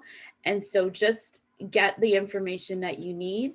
Sometimes, Wikipedia and WebMD can give you some information that may or may not be helpful, but sometimes it might be just talking to your doctor, who is a free support. If you work, speaking to your EAP about, your concerns, or just having someone to kind of talk to and explain, I think that's really helpful. I'm working with someone who has someone in their family that has a personality disorder, and they just come and we just debrief and talk about the behavior that's happening and help them to see things from a different perspective. If that's helpful for you, then I encourage you to get that support. Try to be as stable as possible. And that means stable in terms of remaining consistent and structured so people know what to expect. So if you've said to your loved one that you would pick them up at 2:00 in the morning, wherever they were, if they were in a house that was using drugs and they didn't have a way to get home, and you said you're going to pick them up, you better make sure that you're trying to pick them up, or you're making arrangements to pick them up. So that is so important for people who struggle, because they need people that they can count on and depend on. And yes, that is hard. So committing to 2 a.m. wake up calls is extremely hard. So if you don't think you can do it, don't commit to it. But maybe you can commit to, them calling you and you arranging an Uber for them, right? So doing things that you can do within your boundaries. Emotional regulation in terms of emotional intelligence is really important. And there's, different parts of emotional intelligence. So things such as, empathy, showing empathy and kindness, not taking things personal. It's hard to do so, but many times people do take other people's behavior personal. And as Tiara shared, sometimes it's not the person, it's actually the mental illness and how they're feeling in that moment. So really hard for you to do that, but not take it personal. A personal story that I have is, when I was growing up, my uncle used to call my dad, and when he was had a lot to drink, or, at that point, he would say all these mean things to my dad, and sometimes he would start taking that personal. And, we encourage him to look at, well, he was drinking, and when, people are drinking, they're going to say things that are hurtful because all those hurt feelings are coming up that they're dealing with. And the next day my uncle would call and things will be all good, and he would apologize because he didn't actually mean it. It was just how he was feeling in that moment. And sometimes when people feel pain in that moment, it's like the pain needs to come out. And sometimes it does hit you. But having that emotional intelligence and learning not to take things personal can help you to be present for that individual. Grounding techniques, as Tiara shared, is really important. And so knowing that if you're in a reactive person like me, sometimes I'm going to react to things, knowing that sometimes it's not always the best situation. And sometimes being able to ground yourself and focusing on the present and the here and now can help slow you down and help you to make a decision that best works. And the last one is developing a safety plan. And I'll talk a little bit more about that. So learning to be safe, safety is really important for people who experience trauma, who've experienced personality disorders. And I talk about safety as it may be your home, it may be a state of mind, it may be a place, but it's a place where you can go where you don't feel harmed, where you feel accepted and you feel loved, that you have that time to have nurturance, and that, whatever stressors that you're dealing with can slowly dissipate. That's your safe place. That's your safe place. And for children, their safe place may be that corner in their room or the corner in that school, in that classroom that helps them to regulate after a really busy day. Or it might be you sitting in front of your couch at the end of the busy day and just, having that space to just be and not feel judged or not feel that you need to perform. So finding a safe place is really important. A safety plan is extremely important for if you're struggling with someone with a mental health challenge. I encourage you to, develop a safety plan with them, especially when they're well, because when there's periods where they're not well, you need to know what to do. We're definitely here to support you. So some tips are, if you have a person who's struggling with, say, addictions, or severe mental health issues such as schizophrenia or low depression, it's important to assess all of their financial needs. So making sure that they have a power of attorney. One of the things we didn't talk about is bipolar disorder, which, you know, sometimes people with bipolar disorder can get into periods where they're very depressed or they're on their highs. And when they're on their highs, they can blow every single cent of money that they've ever earned and gamble or buy things or do extravagance. Someone told me that they went to like England for like a week and you know, toured the nation because toured Europe because they were on a high with their bipolar. And so developing a safety plan is really important, so you know what to do if those things happen. Identifying what are the crises. So how do you know that person's in the red zone where you need to intervene and be proactive in intervening? And again, we can help you because there's ways that you can also, you know, get involved to bring people to a hospital if they need to be hospitalized at that time. What are their yellow flags? So it's not that horrible, but you know, it's about to reach the red flag where they experience an increase in symptoms or their triggers are really high. You know, COVID is definitely an example of possible a moderate challenge that people experience. So what's the plan if someone experiences a moderate challenge? How are you going to react in that time? And then the green flag, so possibly something milder. You know, they may have ups and downs with their moods, but when they experience that, how are we going to best support them? And that might be, as a friend, you call your friend 8 o'clock every afternoon just to check in on them and see how they're doing, as a way to kind of manage those flags. And the goal is, you know, once you've been able to support them with the green flags, then you can kind of mitigate some of the severe challenges. What happens if people, if they don't get the supports that they need in the beginning, things can escalate quite quickly until, you know, things are not bad. Things are really bad. And we know with mental health illness, it kind of rises, right? So there's a trigger that happens and then it just continues to increase and increase over time. And we can see it, we know it exists, but sometimes people don't react or don't know how to react. And so developing that safety plan is really important. Tara shared about what does it mean to be grounded. So I want you to think about always when you're wanting to be grounded, it's about being present in the here and now, you know, avoiding the thoughts of the past, avoiding your worries about the future, and just focusing on what's happening in this present moment. Not what could happen or what did happen, but what's happening right now and how you can best move forward for that individual who needs support. I really want you to challenge the meaning of being strong. As I shared before, you know, when I was growing up, being strong meant I worked a lot and I went to school, I got straight A's, and I was able to accomplish all my goals. And I kept things in and I didn't share how I was feeling. So for yourself, you know, what does that mean to be strong and what do you need to be strong? And sometimes being strong means the very opposite of those values and beliefs that you once held. So maybe being strong means that you accept that it's okay to be vulnerable, that we all make mistakes, that it happens. We all have periods where we're not at our 100%. It happens and it's okay. It's okay to fail, that we are okay to ask for help, and that we don't have all the answers for ourselves and our loved one, and that we need to seek support, and that's absolutely okay. And knowing that it's important to be kind to ourselves and to other people.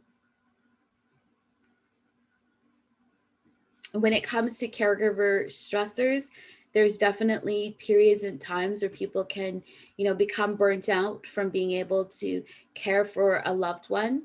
And that can lead to other signs and symptoms that we start to experience. Sometimes those signs and symptoms are very similar to the experiences that our loved one experiences, right? Sometimes we do more than we should and we don't have any boundaries, and that can lead us to feeling, you know, out of control, or, you know, not being confused about the role that we're supposed to play in this person's life.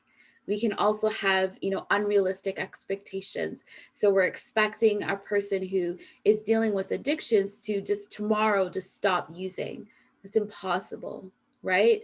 And so those type of expectations can lead to us feeling burnt out, because we're never going to see the results that we're looking for, and that we're putting this pressure on our loved one, and they don't have the capacity. They don't have the capacity or the ability to be able to achieve at that moment. And so when you're feeling that stress, or when you're feeling burnt out, get support. Get support, because that support can help you to put healthy boundaries, develop a plan, and help to take care of your needs and what you need. So create a support team. You're not in this alone. You're not the only person who's dealt with or have to work with someone who's had mental health issues and challenges. So create your support team. Who's that person that you're going to call and just, talk to about anything? Where's the distraction or that opportunity that you'll have to get the support that you need is someone who's just going to listen and not going to be judgmental. Tiara talked about, avoiding shaming and blaming in regards to this piece. People don't purposely want to have a mental health challenge. They don't want to be addicted to anything. They actually just want to live and be successful and enjoy life. And so the shame and the blame doesn't help. And it's not helpful in terms of addressing their needs and helping to bring change. Reinforce healthy boundaries. And we talked about healthy boundaries for ourselves, and then reinforcing that to the person that we're caring for and taking care of, to make sure that, we're not spending ourselves too much, that we're leading into caregiver stressors. And I cannot say enough about being kind to ourselves and showing compassion to the person that we love as well, because we know that nobody wants to be in this situation, and that love and that care that you give them will definitely help ease the burdens of the life that they experience and help them to feel better and reduce the stigma. Same picture again. Before we close today, we only have a couple more minutes, so feel free to ask any questions as we begin to close. But I'd like you to think about the following tips in terms of building resiliency. So resilience, as you know, is a process of being able to adapt to the face of adversity, trauma, tragedy, threats, significant sources of stress, such as COVID-19, and such as family and relational problems, serious health problems like cancer, mental health difficulties, or even workplace and financial stressors. It's ability to adapt well. And everyone adapts differently to different stressors. So the same experience that you and I may go through in terms of we both lived in a community that there was violence, we both experienced our friends or close people being shot and killed when we're really young. We both have different ways of dealing with that experience, and we both have different ways of adapting. And that ability to adapt is what's called resiliency, which is why we call these workshops resiliency, because what we're really doing is teaching you how to be able to adapt well to adversity, to be able to grow from really difficult experiences and use that experience to tell your story. Example is when you think about people on TED Talks and they talk about, going through some difficult experiences and being able to overcome and be successful and build their life or their empire the way that they need to be. That is resiliency. That's what happens. And it's not denying the challenges that they're experiencing. It's really just taking a really difficult experience and learning what you need to do to be able to move forward. The characteristics of resilient people is that they see experiences as a challenge that they can work around overcoming. And so, yes, it may be a paralyzing experience, but it's not the experience that's going to stop them in their tracks. They're going to do what they need to do to be able to overcome that. That they're committed to change, that they see that they have control in some circumstances, and that they know that life isn't always going to be the same way every day, that there's going to always be changes. We're not always going to be in this experience of COVID-19. We're going to live different lives because there were different times in our experiences where life was difficult and we got through it. We're going to look at the future with optimism. Things cannot continue the way they are. And even as difficult as the riots were of last year, it brought changes that happened within our community, within our country. And people started to listen to experiences of Black people in terms of racism. So we see the future as positive. They develop goals for themselves, whether it's yearly or, once every month. They develop goals and they work towards achieving them as much as possible. They show empathy and kindness and compassion, and they're persuasive. They will do as much as they can to be able to achieve. Our last segment is on, healthy attachments and the importance of forging connection with people. And so when you're experiencing someone with mental health difficulties or challenges, as hard as it can be, sometimes listening is really important. And so if I go back to my dad and my uncle, my amazing uncle, who just really wanted someone to listen. And so through his nights calling, he really just spent 2 to 3 hours just listening and just wanting someone to talk and be there for them. And doing that for your loved one is tremendous, because when they're not there, it feels like there's a void in those experiences. Showing empathy, which is really hard to do sometimes. Sometimes it's easy for us to give people solutions and advice on how they can fix their life. Stop using marijuana, you're going to be fine.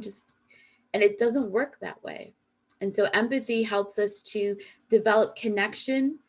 It helps us to take that other person's perspective and see the world through how they see it. It helps us to stay out of judgment so that we understand that none of us got a manual or a book at birth to say, here's how you live the best life. Here's all the tools that you need. But we're accepting that we don't have the tools, and we're doing the best that we can with the experiences that we've had and the challenges that have come our way. And recognizing, when other people feel emotions and being able to communicate that and value those emotions. Relationships are important because it can develop change.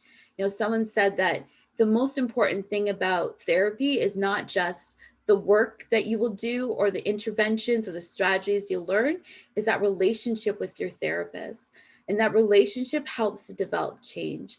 It helps you to feel as though someone has got your back, they're going to be there for you, and that you can make the changes. And even if you do fail, they're going to be there to support you.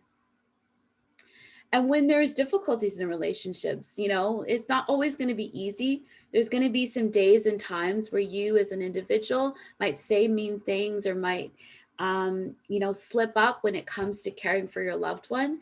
But being able to accept that you've done things that are not the greatest, being able to say sorry, being able to admit that you're not perfect and that, you may have said something that was hurtful or may have took a course of action that wasn't the best, but you're taking the time to repair that relationship.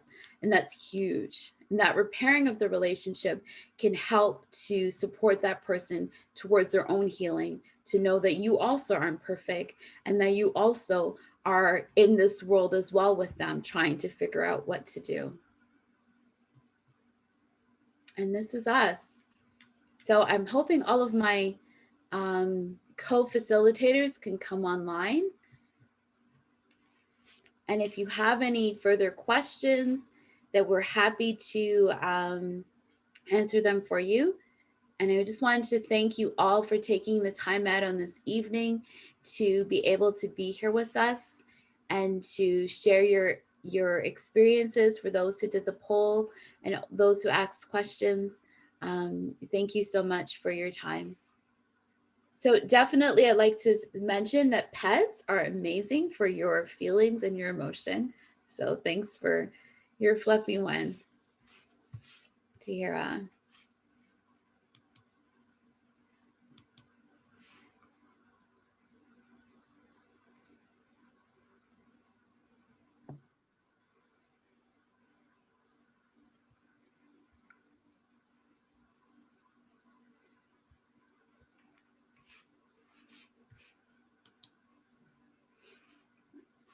So any questions?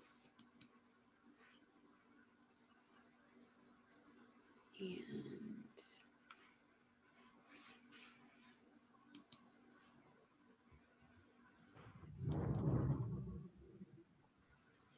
Okay. That's a good question in the chat. Says, just curious, what would you do if there was no one to check in on you and you needed someone to talk, or needed to talk to someone? so I used to work at the distress center for a couple of months as a volunteer, and we actually had people who we were supposed to check in on a certain night, and that's what we did. So there's definitely, if you don't have for informal, so like friends or family to check in on you, I definitely encourage you to get informal people such as the stress center, or there's other call lines that you can also call, even your counselor, having a check-in with them on a regular basis. I mean, the benefits of a call line is that they're open 24 hours and they can respond to your call immediately. And I'm happy to share those numbers with you, but I think it's helpful to have those type of supports there, and that's what they're there for. Thank you. Do you guys have any other suggestions? Yeah, I know when I've sort of like felt down in the past, it's really easy to sort of like isolate myself and not reach out. And that's sort of my natural response, I guess, is to isolate.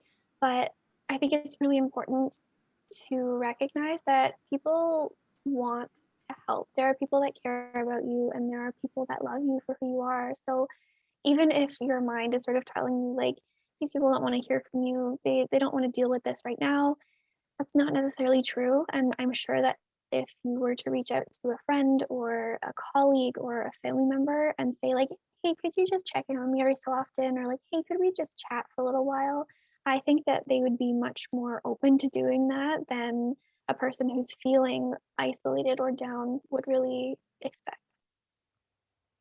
I agree. Thank you. Any final thoughts?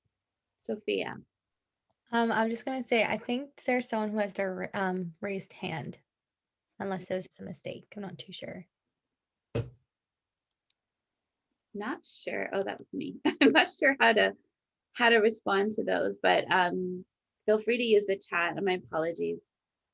Oh, we've got a couple of people now raising. I don't know if they're just raising their hand. I'm not too sure what. So in terms of the actual video, we'll post that. And I was able to take the transcript. So I've been trying to post those as well, to give you an opportunity to just refer back to them, as well as we're open to share the slides as well for you if that will be helpful for your information.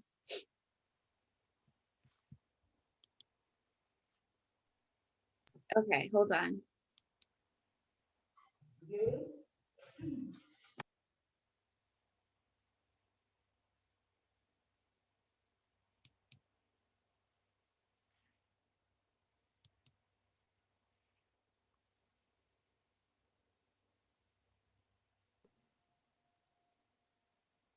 Thank you so much. I definitely agree in terms of the visuals are very helpful. I'm also very visual too. Even when I have sessions, I try to be visual. Any other comments?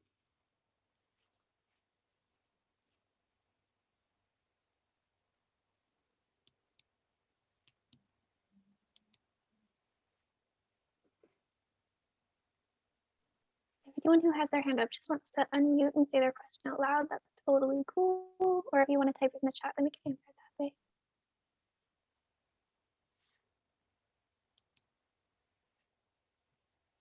Thank you. All right, Sophia, final thoughts. I feel like I've learned even from like our other facilitators a lot more. So it definitely was extremely informative.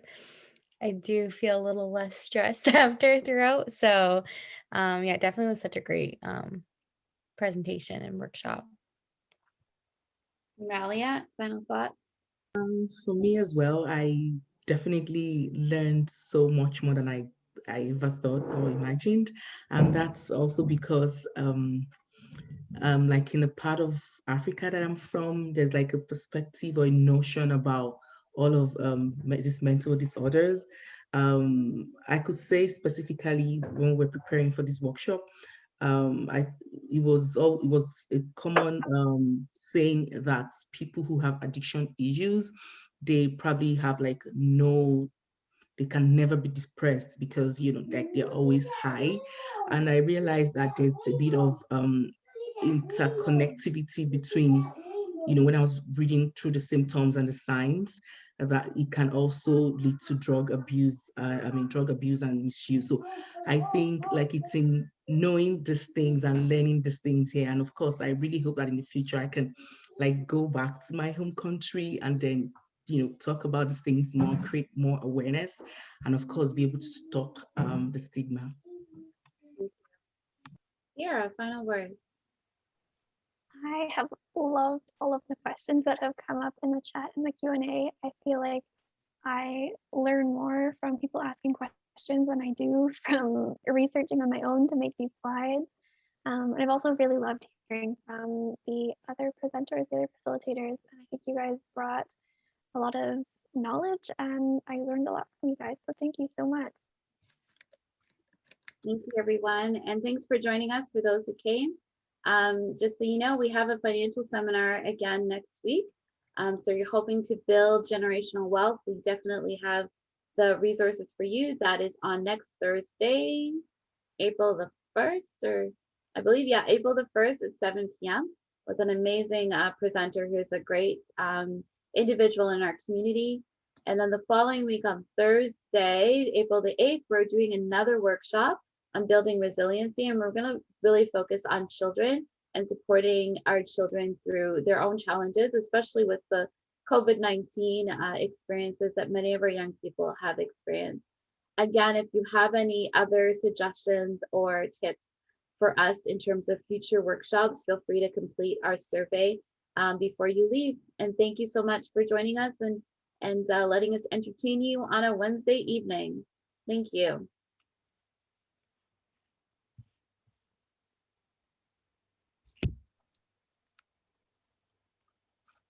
I saw one last question in the chat asking what would you recommend for continual traumas in a person's life?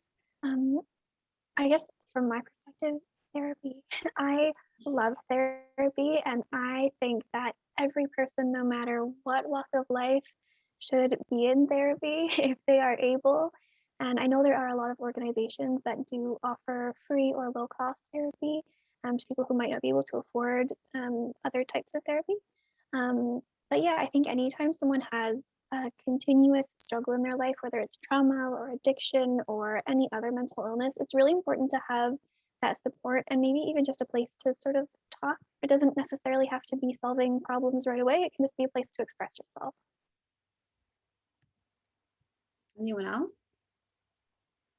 I would agree. Therapy is probably my recommendation, not even for like personal experiences, just seeing other people as well. And it's definitely something that's very useful and very beneficial. Even if you are feeling okay or you don't really need it, it's great just to do those check-ins and continuing it. I would encourage you to also, as I said in one of the slides, just have positive experiences to kind of help mitigate some of the challenges that you're experiencing. And then, build your resiliency, build your capacity to be, healthy and take care of yourself and build balance within your life. Because we can't take away, we can't change what's happened in the past, but we can definitely, create a new future for ourselves and have positive and healthy relationships moving forward. So I definitely recommend that piece around just living and just, seeking after positive experiences with others and with life in itself. And Ralia, do you have any other suggestions?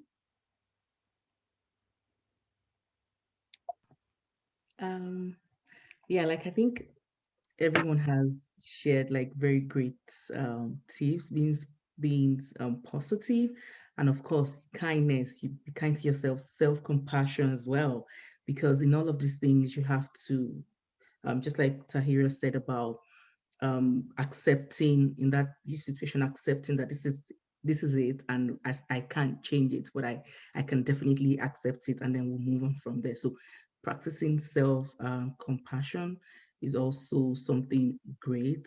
Like, it's not our fault, and it's also not the fault of anyone going through a mental disorder. Thanks, everyone. Have yourself a great night. And again, if you have any questions, feel free to reach out to us as well at info@kajengafamily.org.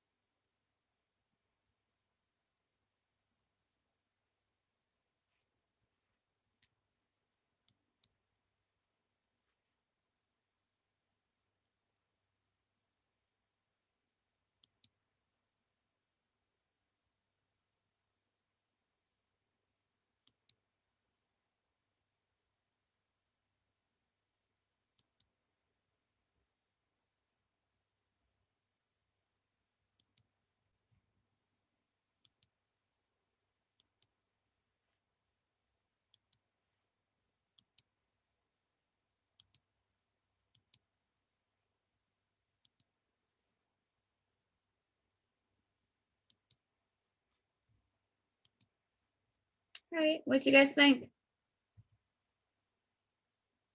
I think that went really